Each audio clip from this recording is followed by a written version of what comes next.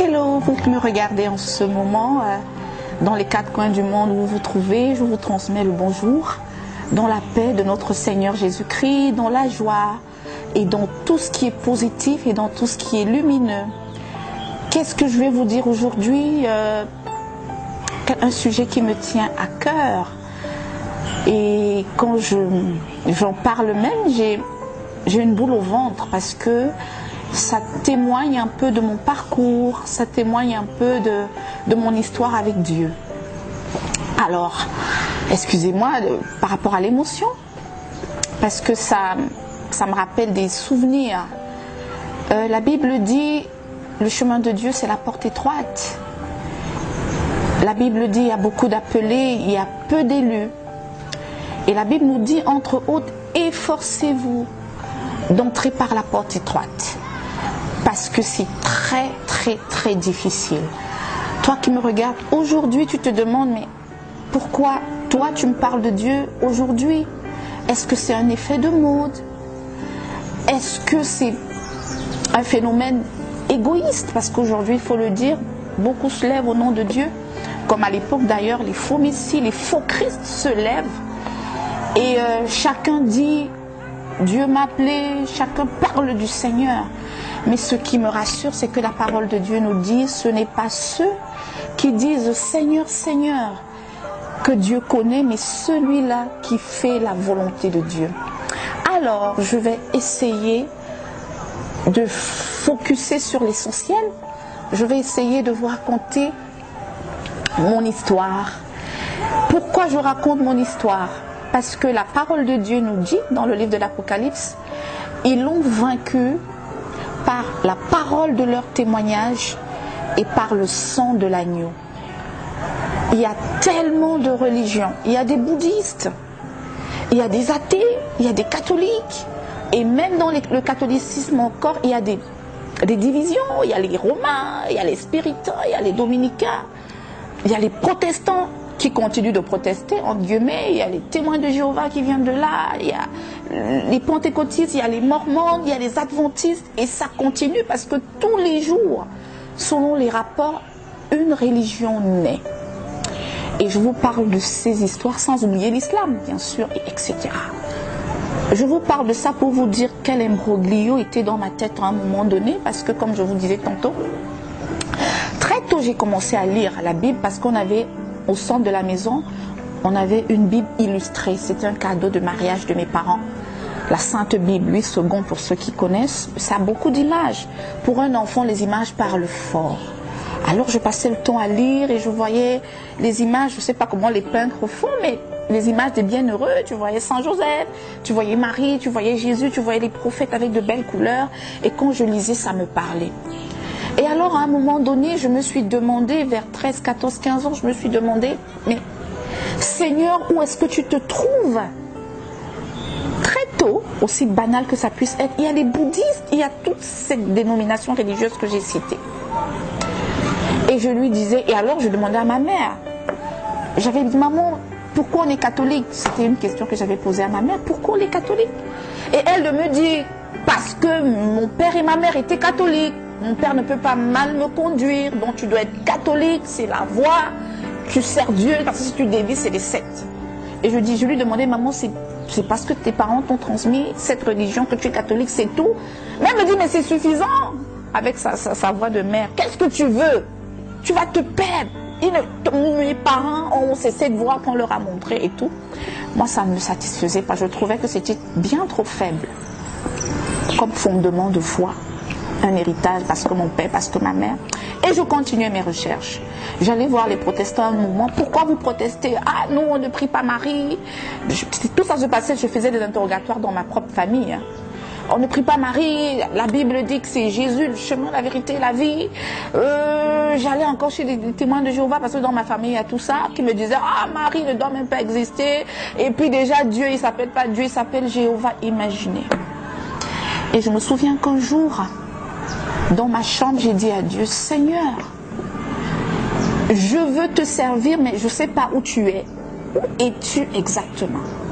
Et je lui ai dit, le jour où tu vas te révéler à moi, je vais te servir.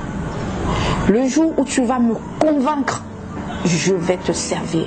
Mais jusqu'ici, je suis perdue. Et Dieu a écouté ma prière. Et comment est-ce que Dieu a écouté ma prière? Ça a commencé par les persécutions. Très tôt, j'ai été persécutée. J'arrivais par exemple à une, je ne peux pas citer les noms, à une université. J'étais toujours l'étudiant avec qui les professeurs... Pourtant, j'étais très calme, hein, je ne suis pas quelqu'un d'impulsif. Mais beaucoup de perturbations. Quand j'arrive quelque part, j'ai l'impression que la personne se sent menacée. Pourtant, j'étais toute frêle. Hein. J'étais une petite fille. Je tombais malade. Et une fois, je suis tombée gravement malade. Ma mère m'a amenée chez le père Edgar. Il nous a donné des prières de combat spirituel.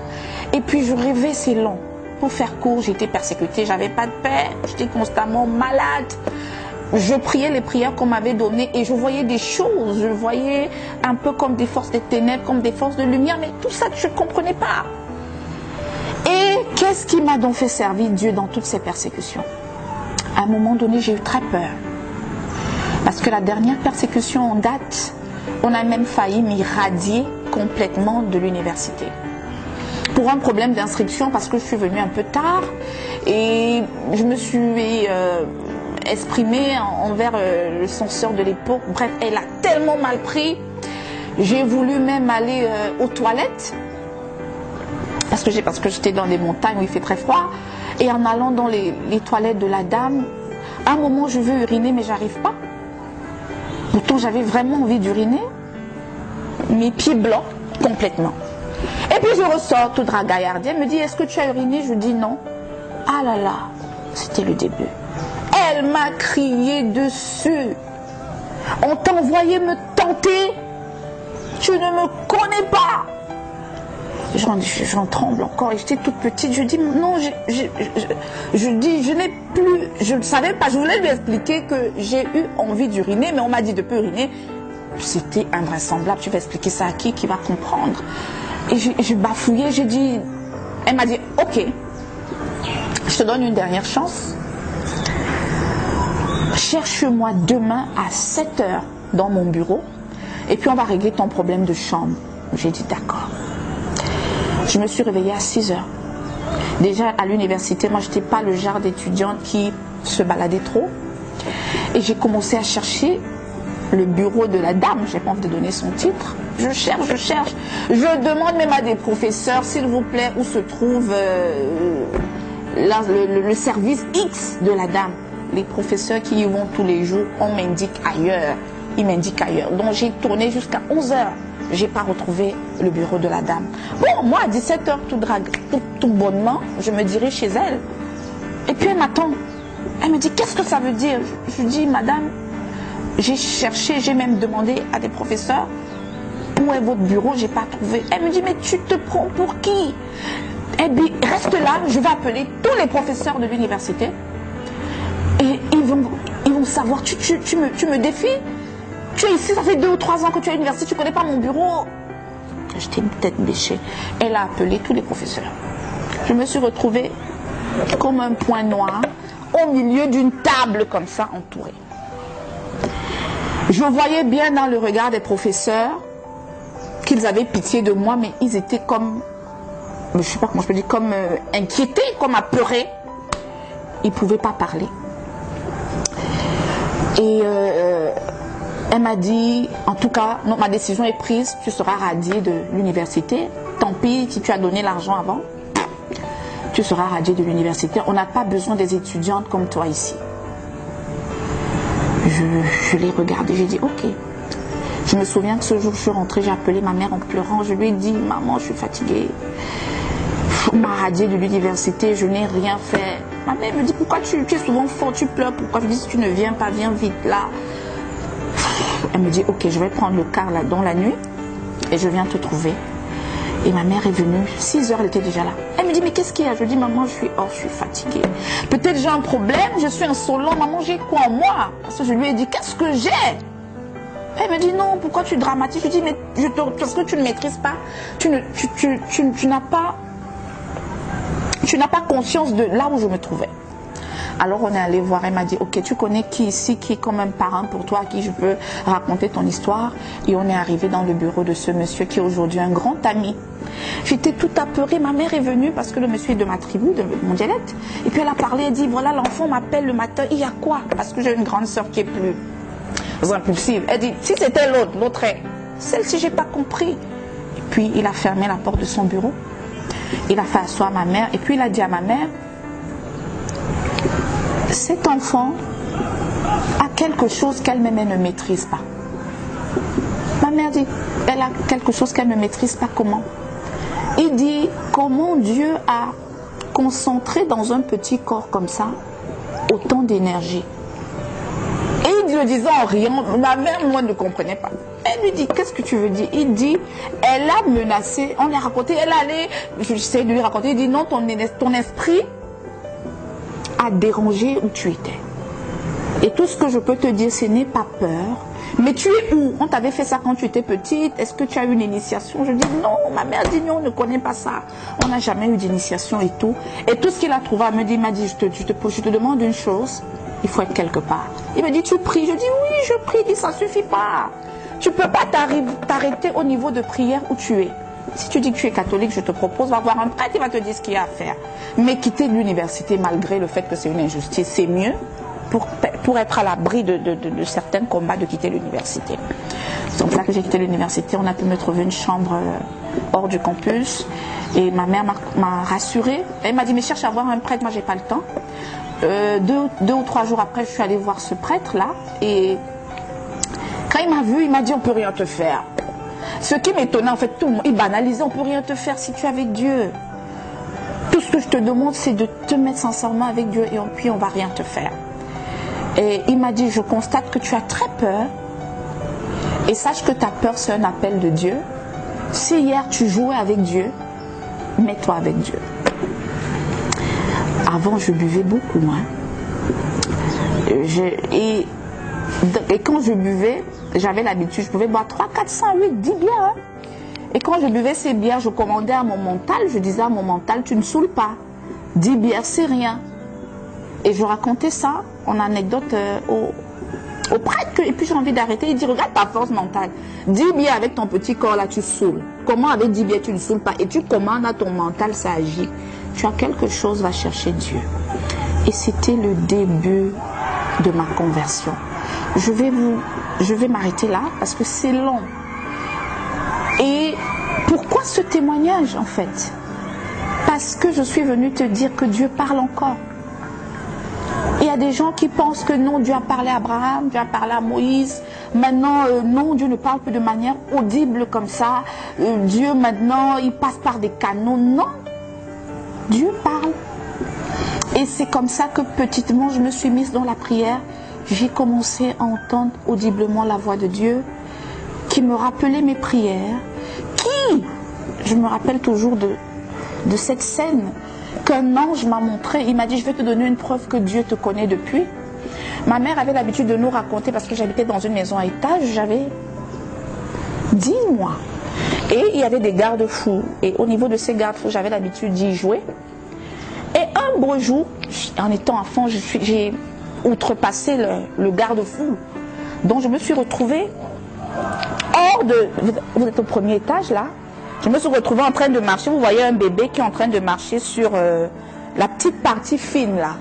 La petite partie fine, voilà les garde-fous. Il y a une petite partie fine. Et je mettais le pied... Bon, vous ne pouvez pas voir. Je mettais le pied dans le vide, je le renlevais. Tout le quartier était sorti. Ma mère me raconte ça. Et on disait aux gens, ne criez pas. Parce que si vous criez, si je tombais, je vous dis, je n'allais même pas être devant vous, j'allais être paralysée, j'allais être aveugle, j'allais être sourde. Peut-être que je n'allais même pas vivre. Parce qu'il y avait des fers. Si je tombais, c'est ma tête. Parce que je mettais même ma tête comme ça. Et les gens retenaient leur souffle. Et Dieu m'a montré cette scène. Et lorsque Dieu m'a montré cette scène, il m'a montré un ange qui, pendant que je mettais le pied dans le vide, l'ange avait des mains. Les mains de l'ange étaient tout le long du couloir. Et Dieu me disait, tu ne pouvais pas tomber parce que cet ange la veillait sur toi. Et ma mère me raconte qu'il y a un voisin qui, pendant que les gens, il les calmait, il est monté l'escalier en douce, il a ouvert la porte de la véranda en douce, il est venu derrière, il m'a arrêté, il m'a retiré. Mes amis, les exemples de mes expériences avec Dieu sont nombreux. Mais je prends juste cet exemple pour vous dire que même quand vous êtes bébé, même quand vous êtes dans l'inconscience, il y a un Dieu qui veille sur vous. Il y a un Dieu qui parle.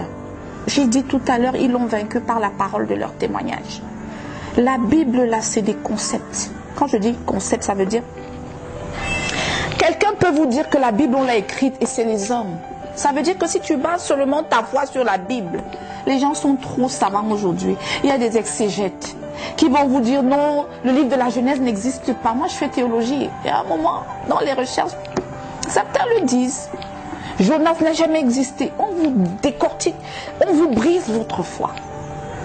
Si vous comptez sur le prêtre ou le pasteur quand vous allez à l'église, aujourd'hui il y a beaucoup de scandales dans la maison de Dieu. Beaucoup de gens on dit, oh les prêtres maintenant c'est des escrocs, les pasteurs, le prêtre m'a dragué, c'est des violeurs, c'est des pédophiles, c'est des homosexuels. Et il y a des gens qui étaient pieux mais qui, parce qu'ils ont vu le comportement scandaleux des prélats, ils ont dit, ils vont plus à l'église, ils restent à la maison.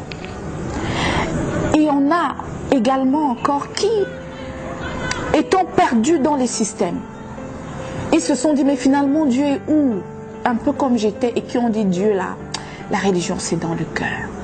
Et il y en a qui sont rentrés dans leur source, nous sommes africains, et on s'est dit, oh, et puis de toutes les manières, la religion elle est politique, nous on avait nos dieux, nous on avait nos langues, les blancs sont venus, ils sont venus avec le pistolet à gauche, la Bible à droite, c'est des arnaqueurs, de toutes les manières, on rejette le colon.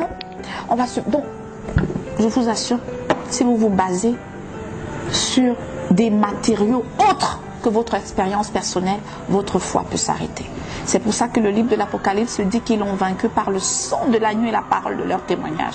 Parce que les témoignages, les expériences que je fais, personne ne peut me les enlever. C'est pour ça que l'apôtre Paul disait, ni la mort, ni la vie, ni les anges, ni quoi que ce soit ne peut me séparer de l'amour de Dieu. Parce qu'il l'avait vécu dans sa chair. Avant, l'apôtre Paul était religieux. Parce qu'il est né dans la tradition pharisaïque, il était de la tribu d'Israël, il a été éduqué un peu comme moi. Oui, tu nais dans un système, on dit Dieu, il faut. Au point où, parce qu'il était uniquement basé sur les systèmes, parce que les religions, il faut le dire, c'est des systèmes. Par exemple, le Christ, on dit christianisme. Ça veut dire que c'est un système. Christ n'a créé aucune religion.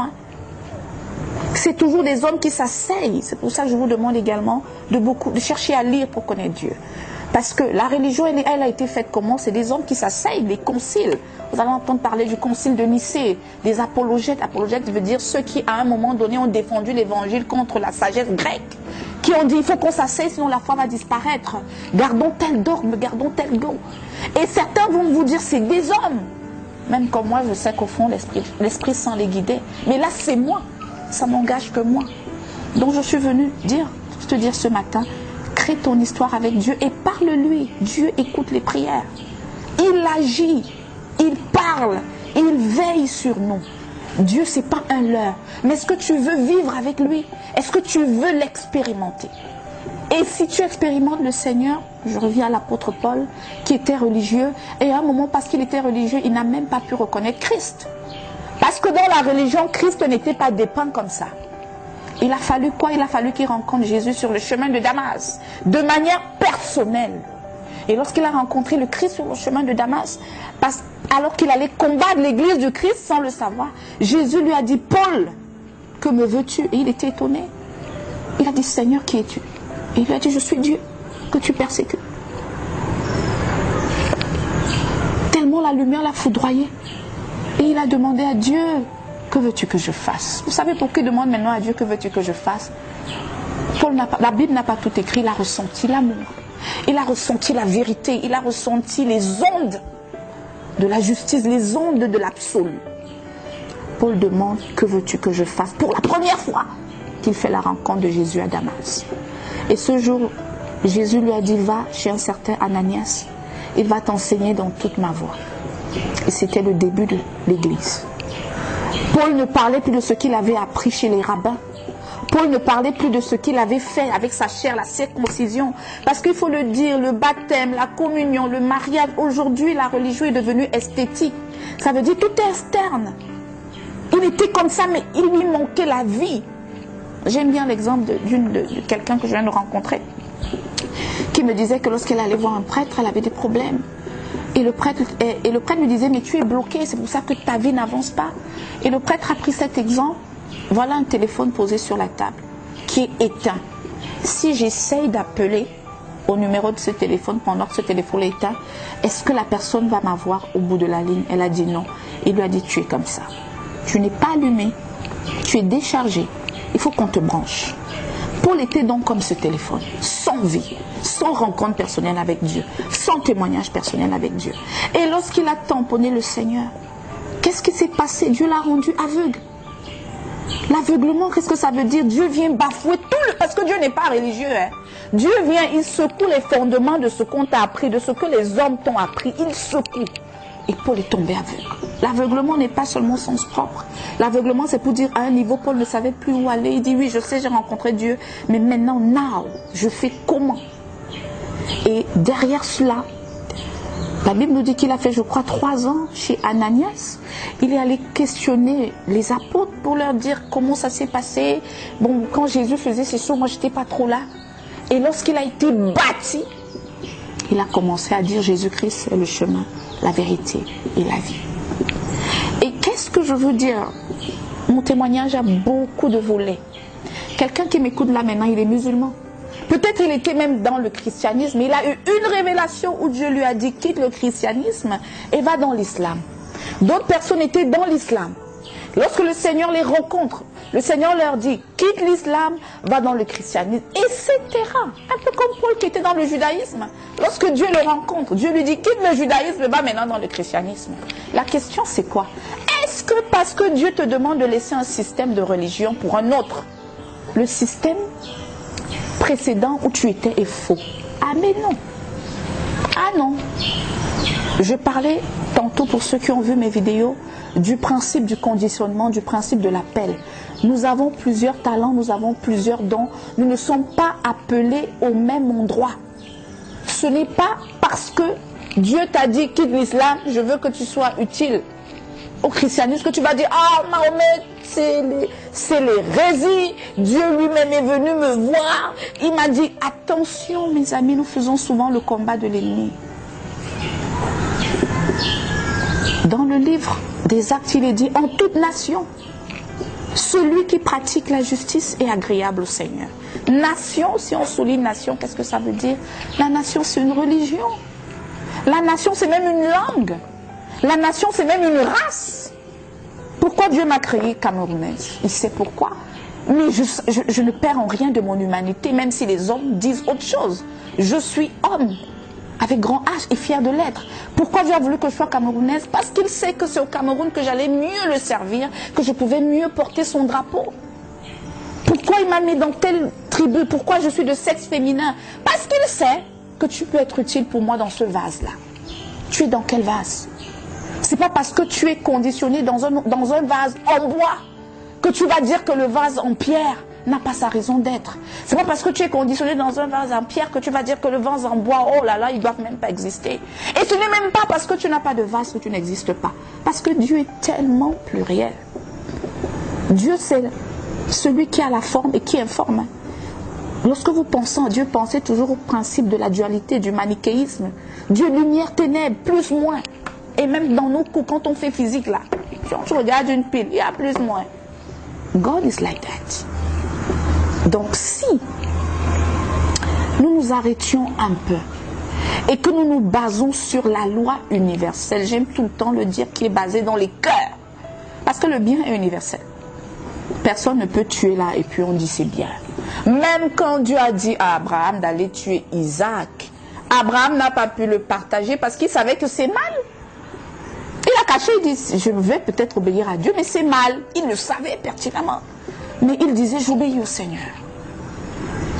Donc mon frère, mon ami, je veux que tu aies une relation avec Dieu, je veux que tu aies une histoire avec Dieu.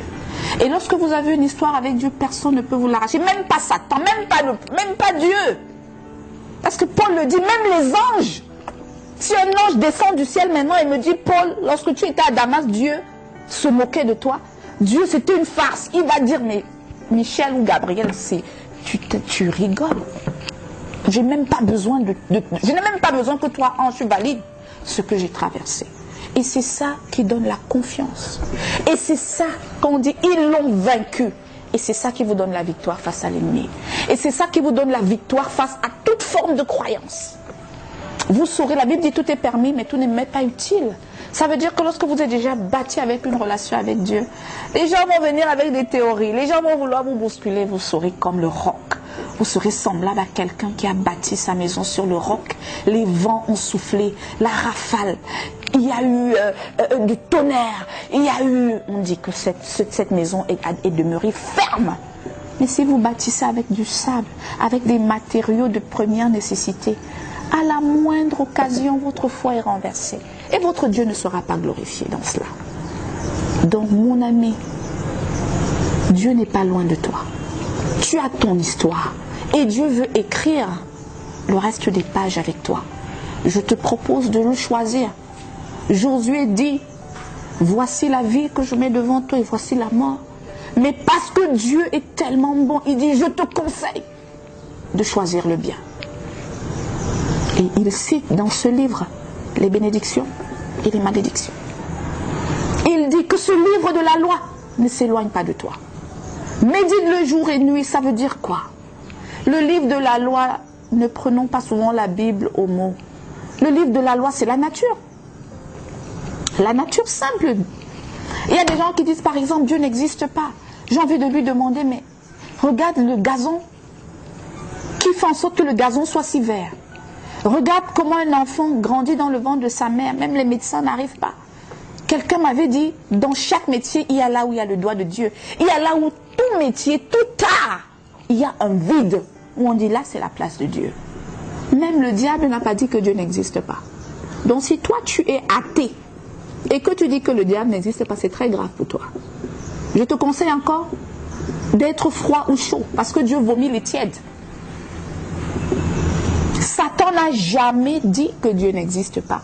Mais Satan dit qu'il n'est pas d'accord avec l'entendement, avec les principes de Dieu, avec la manière, la gestion de Dieu. Il n'a pas dit que Dieu n'existe pas. Jamais. Même et il faut beaucoup, en dehors de la Bible, je vous conseille de beaucoup chercher les témoignages, de beaucoup chercher le vécu des autres hommes de Dieu qui en parlent. De ceux qui ont invoqué le diable. Oui, ça existe. Le diable ne va jamais dire que Dieu n'existe pas. Il va dire, oui, j'étais chantre. Oui, Dieu m'a créé, mais à un moment donné, je me suis rebellée parce que.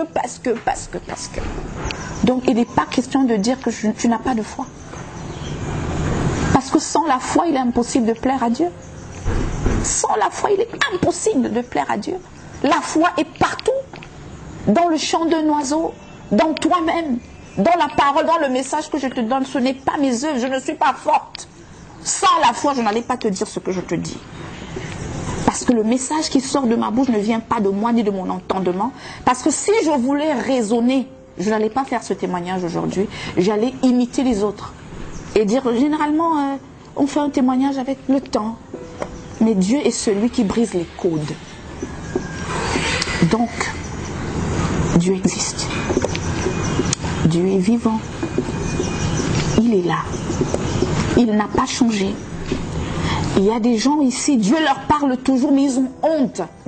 Parce que personne ne va croire, on va me prendre pour un fou, on va me prendre pour une hystérique. Dieu parle encore, il y a des hommes et des femmes à qui il parle, de manière audible. Il y a. Et il y aura toujours. Parce que Dieu est le même, il ne change pas. Mais c'est nous qui changeons. C'est nous qui nous pervertissons au fil du temps.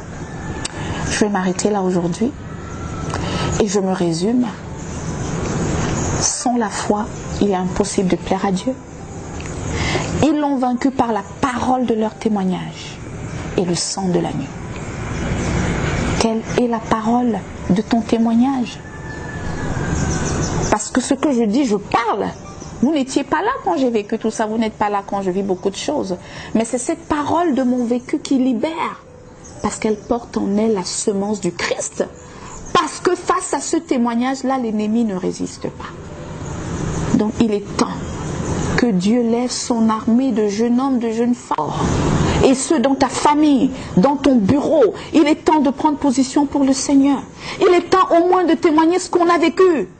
Même si autour de nous, Dieu est un sujet obsolète. Même si autour de nous, on te dit, tu as quel problème quand tu penses de Dieu? On ne parle pas de Dieu. On ne peut pas t'arracher ton témoignage. Donc, que le Seigneur t'accompagne et que cette parole-là touche ton cœur pour produire des fruits qui porteront jusque dans la vie éternelle. Shalom.